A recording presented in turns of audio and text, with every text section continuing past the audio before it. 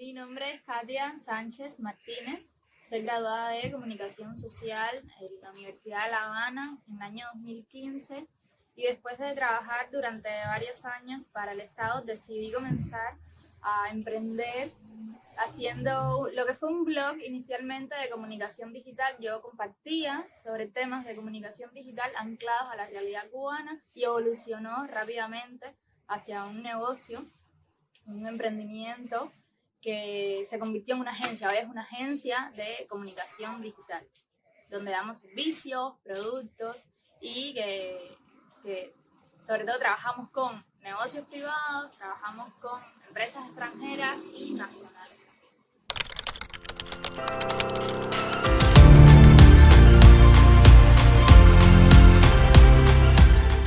Se ha agudizado lo que dejó la pandemia y realidades que afectan la rentabilidad de muchísimos negocios, y yo creo que hay una serie de condiciones que se han dado para que cierren los negocios. O sea, hay menos negocios de los que yo conocía cuando comencé. Yo creo que se han quedado los más estables y otros han ido pivotando quizás. Mucha gente se ha ido de Cuba, entre ellos muchos emprendedores, muchísimas personas con talento. Yo cuando hablo con los emprendedores, con las pymes, con los presidentes, dueños de pymes, me dicen, una de las cosas más difíciles en Cuba, por ejemplo, son los recursos humanos. Los recursos humanos son complejos no porque no haya talento, sino que porque mucha gente está yéndose. Hay un gran éxodo de profesionales, sobre todo buscando becas. En mi equipo también ocurrió. Mucha gente no te avisa con tiempo, con lo cual no tienes el ciclo bien cerrado para preparar nuevas personas. Yo creo que justamente los recursos humanos son uno de los retos más importantes. Si bien todo el mundo va a hablar de la economía, yo creo que es como lo más visible. Está esta capa del capital humano que tenemos, que es tan rico, que es tan bueno y que se está yendo a otros lugares y que afecta, por supuesto, a la cantidad de gente y a la calidad con la que se está emprendiendo en Cuba. Y lo otro es justamente esto de la parte económica, la inflación. Todas las medidas inflacionarias yo creo que han afectado muchísimo al sector privado, y lo sabíamos y lo dijimos antes de que se tomaran las medidas, antes del reordenamiento. Aún así se hizo y se tomaron otras medidas, y entonces yo creo que la inflación, el problema con la moneda, con la MLC, o sea, todos estos factores han hecho que por supuesto se deprima la economía y con ello los actores económicos. Entonces sí, definitivamente yo veo ahí dos variables que son problemáticas tremendas para el desarrollo orgánico del sector privado.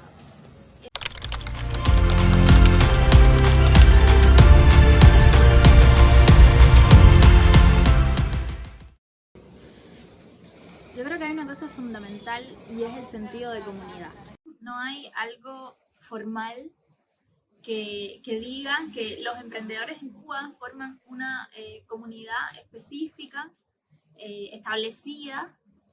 Sí existen numerosas comunidades en plataformas, incluso offline, donde se reúnen las personas en eventos, en espacios de networking, donde intercambian los saberes, los contactos, los modos de hacer. Y yo creo que esa es una de las fortalezas que tenemos, el vernos cooperando en general entre todos los emprendedores y las emprendedoras. Estamos consiguiendo que cuando alguien no sabe una cosa, pues le pregunte a otra persona, y entonces sale una nueva. Hay muchísimos cambios legislativos, por ejemplo, con respecto al sector privado, y siempre estamos llamando a una persona que sabe de un tema en específico y cómo lidiar con eso, y que apoye y ayude o que dé consejos a los demás. Entonces ese sentido cooperativo de comunidad que existe entre los emprendedores cubanos es una de las herramientas fundamentales. Por eso yo creo que si alguien está comenzando a emprender, es buenísimo que participe en esas comunidades, que busque los grupos de WhatsApp y Telegram que existe, que vaya a los lugares donde se reúnen los emprendedores, que pierda el miedo a conocer, que a veces, y me ha pasado con varios emprendedores que de pronto me dicen, no, pero ¿cómo yo voy a hablar con tal persona que ya tiene un negocio establecido? Qué vergüenza. No, pierdan la vergüenza, porque esa persona justamente le ha pedido ayuda para llegar a donde está a muchísimas otras. Entonces eso es parte yo creo que de las herramientas más importantes, es cómo nos nutrimos entre nosotros en medio de todos los tiempos de crisis que vivimos. La motivación es complicado. Yo diría que no hay un punto de equilibrio constante. Es decir, no todo el tiempo estamos motivados, no todo el tiempo estamos optimistas, no todo el tiempo tenemos ganas de hacer cosas. Entonces, ahí hay que encontrar un punto entre la motivación me va a servir hasta acá y luego es poner voluntad y disciplina. La disciplina es muy importante cuando estás emprendiendo. Es decir, yo estoy haciendo esto porque tengo tal objetivo a mediano, corto o largo plazo. Es importante saber que no siempre estás inspirado para crear, saber que no siempre tienes ganas de hacer cosas, saber que no siempre las reuniones o los informes o crear contenido te motivan. Entonces, eso es importante. Ver el objetivo más allá, esa visión, la visión emprendedora que es tan importante, eso que quieres conseguir a largo plazo. Y luego entonces a partir de ahí trazarte pues metas pequeñas a corto plazo que te ayuden en el camino del día a día, que está lleno de altibajos, porque habrán días muy buenos, habrán días muy malos, habrán días en que quieras cerrar el negocio. Conozco emprendimientos que hoy son empresas en Cuba que tienen años de creado, no sé, 10 años de creado, y que sus dueños me dicen y se levantan con ganas de dejar y decir, no, mira, yo no quiero seguir haciendo esto. Entonces es una cuestión del día a día, es una cuestión de siempre encontrar ese punto de qué es lo que tú quieres hacer, y ahí yo creo que las motivaciones internas son muy importantes, de hasta dónde estoy dispuesto a hacer, cuánto estoy haciendo por los demás, cuánto estoy cambiando mi realidad, el entorno. Nosotros somos agentes de cambio, transformamos. Entonces es importante saber cuánto estoy apoyando al entorno que me rodea y a los lugares a donde yo puedo llegar. Durante este último tiempo creamos, en colaboración con el Centro Martin Luther King, un proyecto que se llama Colidera, y a través de metodologías de la educación popular reunimos a mujeres con potencial de liderazgo, y entre ellas habían varias emprendedoras. Y trabajamos sobre todo en un primer taller los temas de salud mental, porque era algo muy necesario en Cuba durante el último año, sobre todo. Y ahí hablamos, por ejemplo, de lo importante que es desconectarse de las redes sociales durante un tiempo para poder ver las cosas con más claridad, hacer un proceso de detox que es súper importante, superar algunas crisis que pueden tener en cuenta, por ejemplo, el síndrome del impostor o la impostora, que es algo que es bastante frecuente entre los emprendedores y se traduce en el no creerse suficiente para realizar determinada actividad, y muchas veces el contexto el que no te permite hacer una actividad de manera óptima y no lo estamos teniendo en cuenta. Eso lo achacamos a condiciones internas. En fin, vimos varias situaciones donde las mujeres, en particular por el Fund Taller para mujeres, estaban sufriendo crisis de falta de motivación, de ansiedad, de estrés relacionados con la salud mental, y cómo resolver esas cuestiones desde una manera colectiva, que yo creo que al final es el eje de todo lo que estoy hablando con respecto a las herramientas que tenemos. Resolver las cosas de manera colectiva, construir de manera colectiva, ver a la gente como un espacio de apoyo, construir redes que nos permitan crecer y superar los obstáculos, que yo creo que es lo fundamental ahora mismo.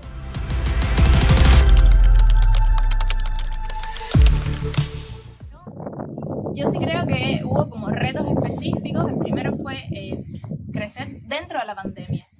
Lo que hicimos para eso fue trabajar lo digital, que al final es nuestro ámbito, pero sobre todo enfocarnos al posicionamiento más que a la rentabilidad en un primer momento del negocio.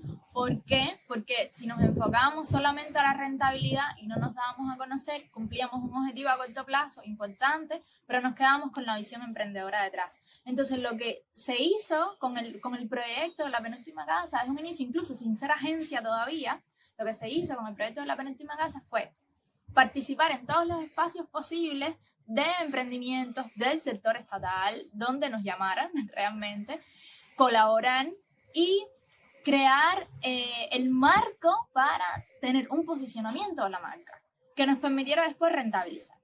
Entonces fue una estrategia a largo plazo. Sacrificamos durante el primer año los ingresos, teníamos ingresos, pero no ingresos estables, y luego entonces eso nos permitió poder tener mucha más visibilidad, que mucha gente nos conociera y que ya nosotros no tuviéramos que salir a buscar clientes, sino que la gente nos llamara a nosotros. Ese fue el primer reto, que yo creo que fue muy importante y fue una decisión acertada, decir, vamos a trabajar en lo que es reputación, en lo que es imagen, en lo que es posicionamiento, que además son variables que me vienen de la formación de comunicación. Posicionamiento, reputación, imagen, son variables que vienen desde mi formación de comunicadora y que por supuesto me ayudaron a construir una estrategia que permitiera trabajarlas con asertividad, más allá de las ventas, que es en lo que se enfocan muchos emprendimientos cuando están naciendo.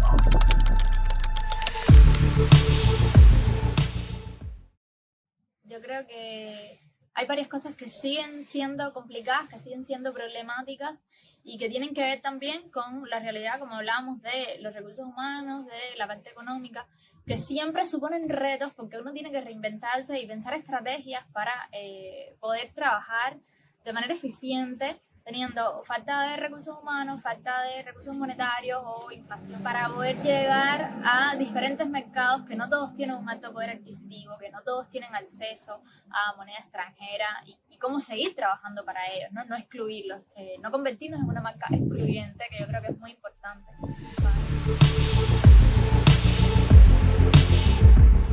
Las finanzas son imprescindibles. Al final, cuando uno crea un negocio, una de las dimensiones fundamentales para poder saber si tu idea de negocio puede seguir adelante es justamente conocer si es rentable o no. Y eso desde el plan de negocio, desde el boceto del plan de negocio, deberías ya tenerlo definido. Ahora, ¿qué sucede? Por lo general, y hablo de mi caso particular, no soy una persona de números, o sea, yo estudié todo lo que tiene que ver con la parte de ciencias sociales, me gusta la comunicación y tal, y a la hora de trabajar en finanzas fue muy complejo. Y por lo general, cuando uno hace un negocio, lo hace porque quiere emprender en algo que le gusta. Con lo cual, si vas a seguir aprendiendo sobre algo, vas a hacerlo mucho más dispuesta en algo asociado a lo que te gusta. Entonces, aprender sobre finanzas, en mi caso, suponía algo que no quería hacer, que no me gustaba y que no estaba dispuesta a pasar tantas horas porque sentía que le quitaba peso a otras cosas del negocio. Y la realidad es mucho más rica. La realidad te dice que cuando salen los primeros números y no te da y dices, bueno, pero ¿cómo es posible si he ganado esta cantidad? Se supone que tenga ganancias y no tienes ganancias y algo está fallando. Y es justamente que no le estás prestando atención a las finanzas, ya sea porque no te gustan, porque no la estás trabajando bien o porque no estás organizado, porque no estás viendo cuáles son todos los gastos. Yo creo que eso es algo que siempre tenemos que tener presente. ¿Cuánto estamos gastando? ¿Es necesario este gasto que estamos haciendo? A veces decimos, bueno, esto me quiero invertir en ello, pero es más porque queremos hacerlo y no porque lo necesitamos. Entonces ahí hay que considerar un montón de variables. Siempre me ha ayudado, en mi caso, cuando tuve la oportunidad de tener una persona que me ayudara en temas de finanzas, la aproveché. Una persona que me ayuda en temas de finanzas, pero sí que sigo pasando todas las formaciones que yo pueda, que yo creo que eso es fundamental. O sea, no creernos que porque estamos haciendo algo bien o porque ya alguien se está ocupando de eso, no nos hace falta.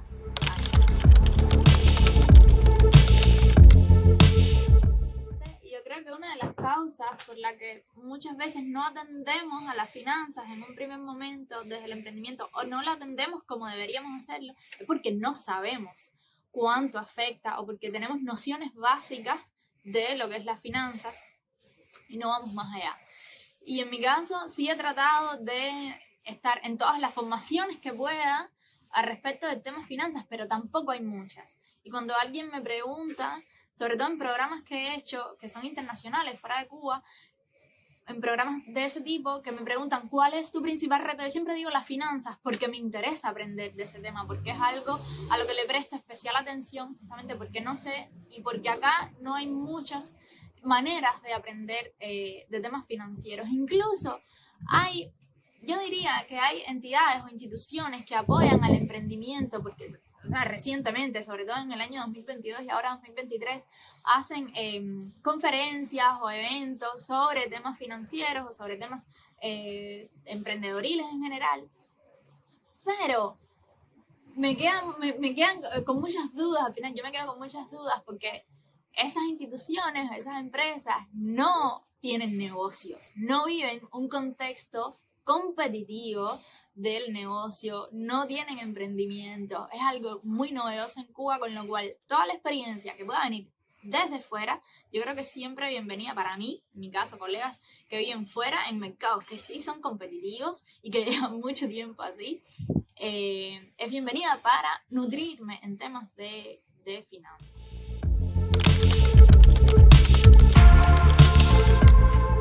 Yo creo que emprender me ha traído eso de saber que cada persona es diferente, que a cada persona hay que hablarle de manera distinta, que cada persona tiene distintos problemas. A veces queremos encasillar en mercados a las personas y decir, este grupo completo funciona de esta manera.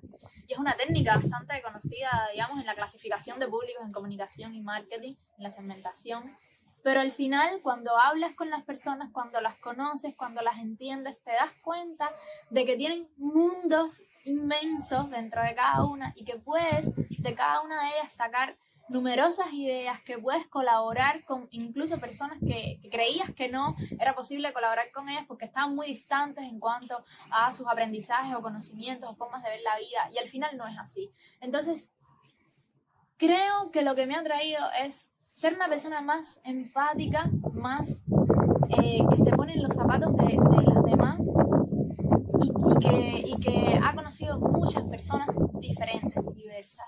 Y eso es una riqueza tremenda que antes de emprender creo que estaba como más en mi burbuja o en la comodidad de la zona de confort de la gente que me gusta, y el ponerme en una situación incómoda, un entorno incómodo, ha hecho que descubra muchísima gente valiosa.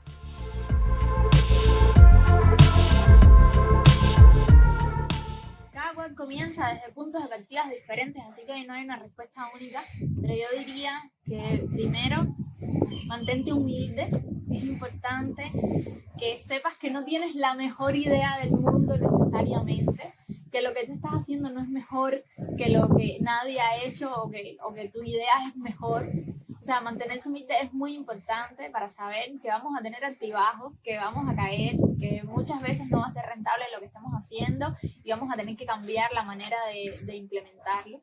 Que el ego no nos coma esa motivación por emprender y por hacer las cosas. Y de ahí saldría un segundo punto, que es valida todo lo que haces. O sea, que tu idea de que es algo bueno no se quede en eso, sino que valides cada una de las cosas que vayas a pensar. O sea, todo lo que aterrices en acciones, en productos, en servicios, valídalo primero. No crees como algo súper grande.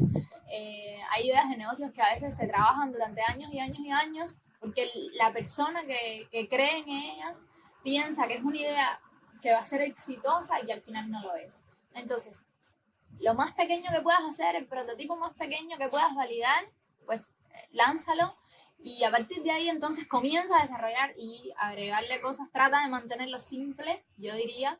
En la simplicidad está el eje. A veces queremos como abarcar mucho, y para mí la simplicidad y este poder de sintetizar es valiosísimo. Y por último, yo creo que la habilidad de comunicación.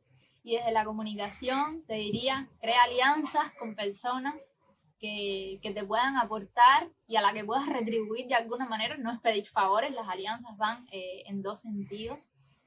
Multiplica tu audiencia a través de diversos canales, como las plataformas digitales, que ahora están al alcance de todo el mundo. Si bien trabajarlas cuesta esfuerzo, es importante trabajar en ellas. Yo me di a conocer trabajando en las redes sociales, en las plataformas digitales en medio de la pandemia, cuando nadie me conocía, cuando no había visto a nadie presencialmente. Estaba trabajando en las redes sociales y creando un posicionamiento para la penúltima casa. Entonces te diría que la habilidad de comunicación es sumamente importante, y dentro de las habilidades de comunicación también está el hecho de buscar a gente que sepa más que tú. No tengas miedo a sentirte amenazado de alguna forma porque una persona sabe más que tú en determinada área. No somos los que más sabemos en nada, con lo cual buscar gente que sepa más que sepa más de habilidades específicas y que pueda demostrar eso que sabe, es algo que siempre viene bien a los negocios y es algo que otra vez nos ayuda a mantenernos humildes. Entonces es un poco así como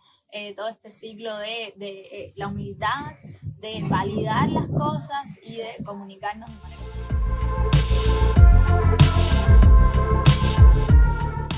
Paso el balón a Cintia de Agua de Marzo, a Claudio de Claudio Visual Producciones y a Deini Llurena de Bárbaras.